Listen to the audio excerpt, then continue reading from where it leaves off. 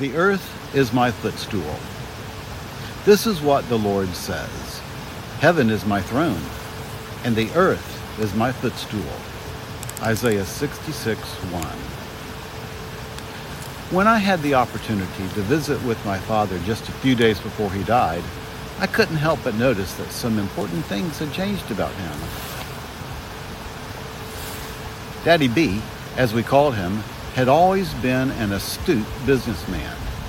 He had done very well for himself in the citrus business after moving from Indiana to Vero Beach, Florida after World War II.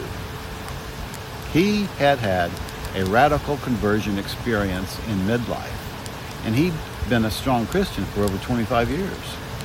Now, in his last days, he was still firm in his faith, and his mind was clear. Those things had not changed. But he was no longer running a business. His strength was failing, and he was confined to a wheelchair. All major changes, to be sure. But what had changed the most about him, I realized, had less to do with outward things and more to do with his focus. My father had spent 50 years being concerned over the price of oranges. Now, he no longer cared what citrus fruit sold for. It didn't bother him that a freeze was coming. He didn't worry about government regulations or taxes. The things that used to disturb him most, cobwebs under the eaves of the house, an increase in the prime interest rate, a patch of rust on his car, had dropped off his radar. His new focus transcended such earthly concerns. When I first arrived and saw Daddy B in his wheelchair, frail and slightly bent over, I thought to myself, "Oh Lord, now his world has narrowed." But I had it all wrong. My father's world had not narrowed at all. It had expanded.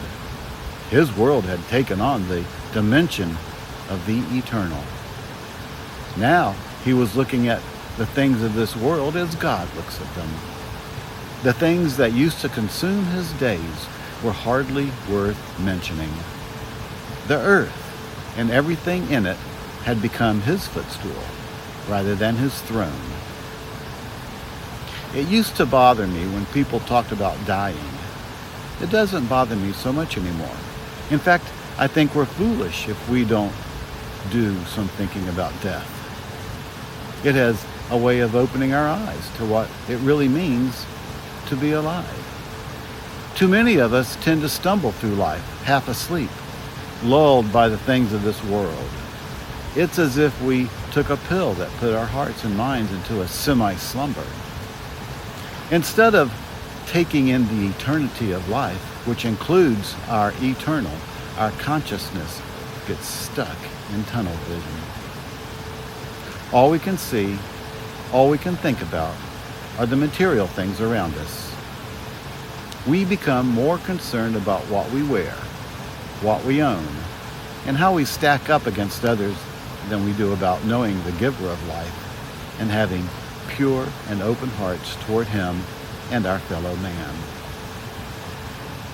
We like to add up how much we are worth in materialistic terms. But how many of us actually know our spiritual net worth? My father did. He knew he had great value in the eyes of God. He had been bought with a price. Jesus had shed his blood to redeem him.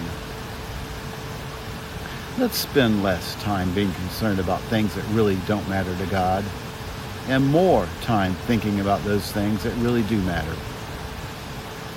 Don't shy away from considering important topics like life and death and eternity. Instead, live each day fully awake, fully alive, with eyes that see beyond the material to the eternal.